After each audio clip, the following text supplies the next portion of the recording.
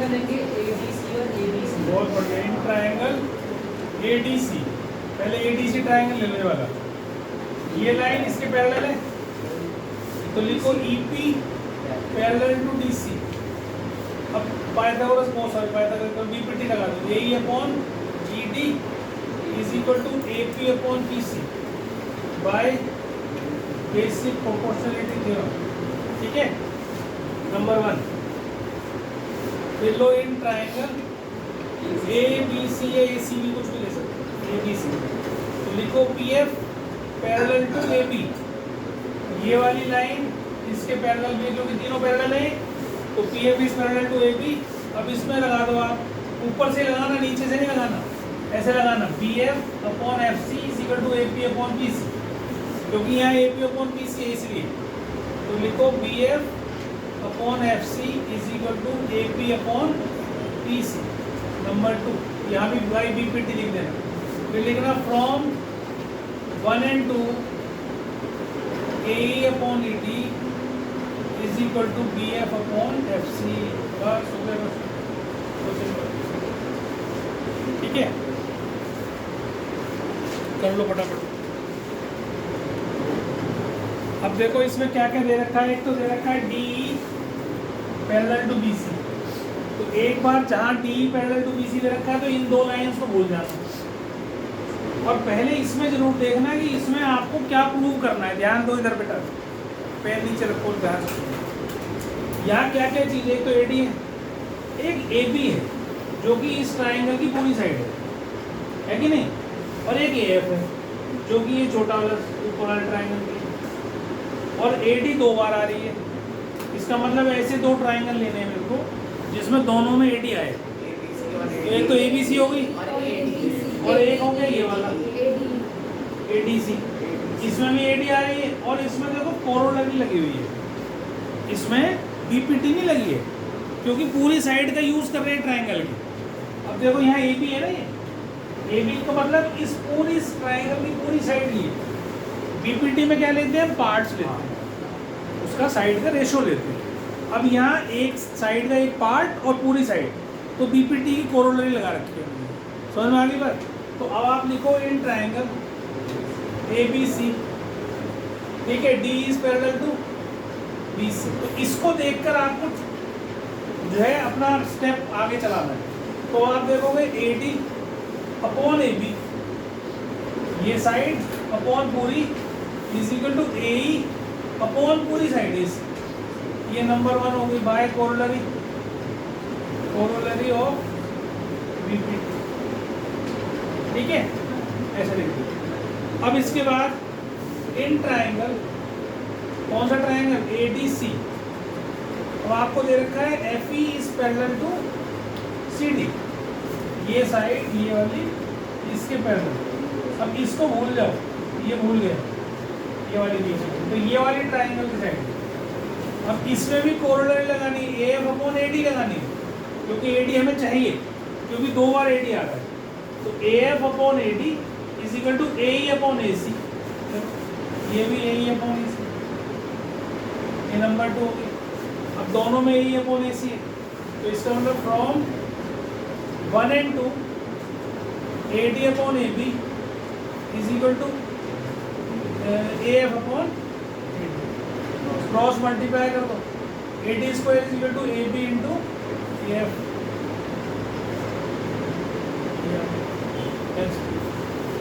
तो ट्राइंगल वो पकड़ने हैं जिसमें 2 साइड्स पैरेलल दे रखे हैं, बस ये चीज़ ध्यान रखनी है आपने। P S upon S Q is equal to P T upon T R, P T upon T R given implies ST is parallel to QR by converse of BPT। ठीक है, पहला काम तो यही होगा। और साथ में उसने दे रखा है PST, ये वाला एंगल इसके बराबर है, गिवन है ना।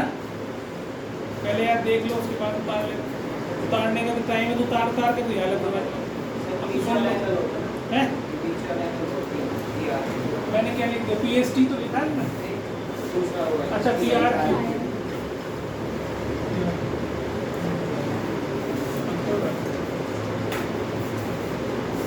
ठीक है, देख लो PST पीआर। तो ये वाला एंगल 1 मान लो, ये एंगल 2, ये दोनों दे रखे हैं। ठीक है, अब आपको प्रूव क्या करना है, PQR is an isosceles triangle. मतलब अगर हम ये प्रूव कर दें कि ये वाला एंगल 3 एंगल 2 के बराबर हो गया तो आइसोसेलेस ट्रायंगल हो जाएगा। आइसोसेलेस ट्रायंगल क्या होता है, जिसकी दो साइड बराबर हो और जो साइड इक्वल होती है उनके सामने जो एंगल होते हैं वो भी बराबर होते हैं, है ना। Angles opposite to equal sides are equal. ठीक, अब हमें 1 2 के बराबर दे रखा है और हमने ये प्रूव कर दिया ST is parallel to QR। तो एंगल 1 एंगल 3 के बराबर हो गया, कोरस्पॉन्डिंग एंगल कहते हैं इनको। ठीक है, मैं जल्दी से एक को बता देता हूँ सारी चीज़ें, क्योंकि बहुत बच्चों को पता नहीं होता। ये अगर ट्रांसवर्सल है, दो पैरेलल लाइंस हैं, तो इन एंगल्स को हम कोरस्पॉन्डिंग एंगल्स कहते हैं। ये वाला 1 और 2 कोरस्पॉन्डिंग, 3 और 4 कोरस्पॉन्डिंग, ये वाला इसके कोरस्पॉन्डिंग और ये वाला इसके कोरस्पॉन्डिंग। ठीक है, तो कोरस्पॉन्डिंग एंगल्स इनको बोलते हैं। दूसरा, अगर लाइन है और ये ट्रांसवर्सल है, तो जहाँ Z बन रहा हो 1 2 3, ये वाला एंगल इसके बराबर, इसको ऑल्टरनेट एंगल, या ये Z बन रहा हो, ये वाला एंगल इस एंगल के बराबर, इनको क्या कहते हैं, ऑल्टरनेट एंगल्स। ठीक, तीसरी बात, अगर पैरेलल लाइन है तो ये इनको बोलते हैं को इंटीरियर एंगल्स। तो इन दोनों का सम होता है 180 डिग्री। ठीक है, 1 अगर यहाँ है एंगल और एंगल 2 है, तो angle 1 plus angle 2 is equal to 180। ये तीन प्रॉपर्टीज याद रखो, ये ढूंढने होते हैं कोरस्पॉन्डिंग कौन सा है, ऑल्टरनेट कौन सा है, ये वाला जो है को इंटीरियर एंगल्स कौन से हैं। ये सब चीज़ों से, इन तीन प्रॉपर्टी से पैरेलल लाइन के सारे क्वेश्चन सॉल्व हो जाते हैं। तो ये याद रखना है साथ। कोरस्पॉन्डिंग समझ में आ गया ना, और ऑल्टरनेट भी समझ में आ गया। तो अब चलते हैं आगे। हम एंगल 1 एंगल 3 के बराबर हो गया, पर बट एंगल 1 तो एंगल 2 के बराबर है गिवन। तो फ्रॉम, इसका नाम 1 डालो, इसका नाम 2 डालो, फ्रॉम 1 and 2, 1 and 2, जब एंगल 1 एंगल 2 के बराबर है, तो एंगल 2 किसके बराबर होगा, एंगल 3 के। Implies angle 2 is equal to angle 3, है ना। या लिख दो एंगल, नाम दे दो पूरा, PRQ is equal to angle PQR। PQ implies triangle PQR is an isosceles triangle। ठीक है जी, मैं थोड़ी बोलूँगा वहाँ पे, तुम्हें पता है ये इसके पैरेलल है, दे रखी है, और ये भी पता है D जो है इसका मिड पॉइंट है।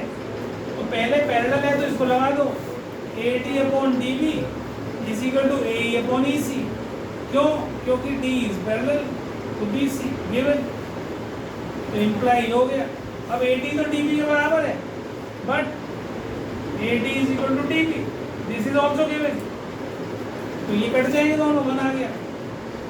भाई AT DB के बराबर रख दो, यहाँ पर रख दो, चाहे ऐसे रख दो, AT रख दो, इसको काटने से पहले उसको मत छेड़ो, इसको ऐसे ही रहने दो, AT कौन दी, ये कट गया, 1 आ गया, तो इससे क्या आ गया, AE बचे, तो इससे अब इससे, हाँ AT लिखा है ना, DB की जगह AT लिखूँगा ना, AT और DB बराबर है नहीं, गिवन है ना, मिड पॉइंट है D, बस इससे भी काट दो,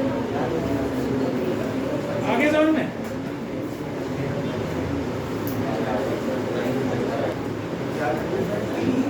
D parallel to BC, हाँ, D और E are the midpoints of the two sides of the triangle।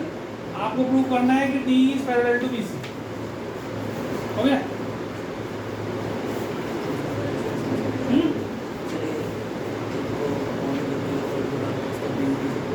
कैसे कैसे समझ में नहीं आया, क्या करूँ?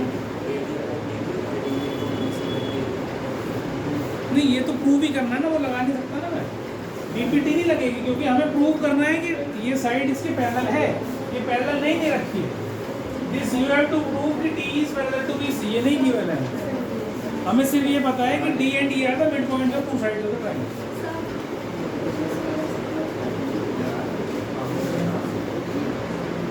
आपको गिवन है D is the mid point, तो उससे आ गया ए डी बराबर डी बी, और E is the mid point of A C, तो ए बराबर ए सी।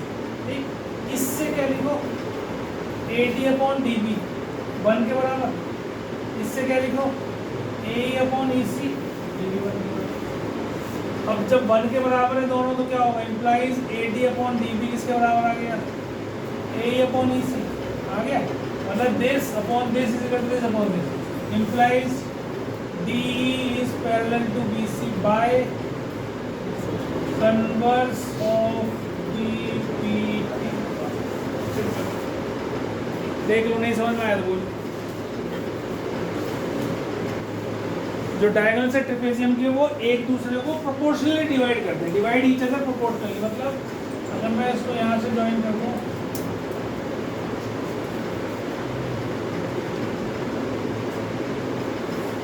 ठीक है, तो मान लो इसको ओ मान लो, तो इसका मतलब है ए ओ अपॉन ओ सी, प्रोपोर्शनली का मतलब ये इसका पार्ट जो है, और ये B O upon O D, ये बराबर प्रूव करके जाना है। ये टू प्रूव है, this we have to prove.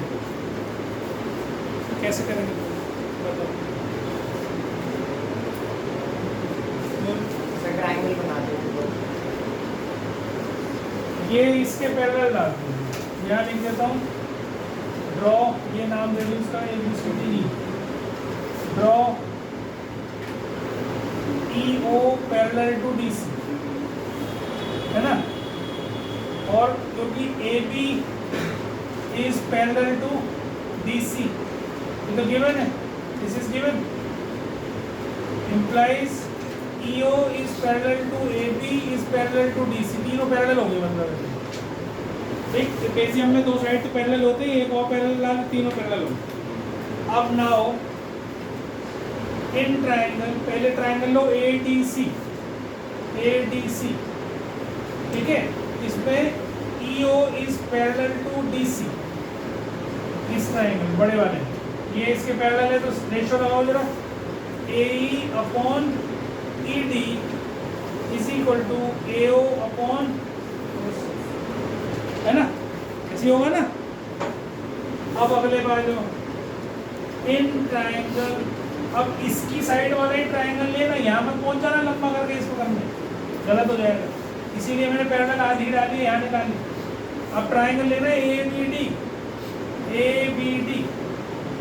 ठीक है।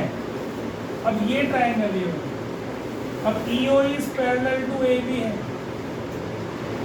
तो AE, इसमें बीपीटी लगाओ, AE upon ED is equal to BO upon OD, होगा कि नहीं, नंबर 2 नंबर 1, दोनों में AE अपॉन ED है, तो यहाँ क्या लिखोगे, from 1 and 2 AO upon OC is equal to BO upon OD, hence यही तो लाना था हमें, ठीक है जी। लिख लो, नहीं समझ में आया तो बोलो।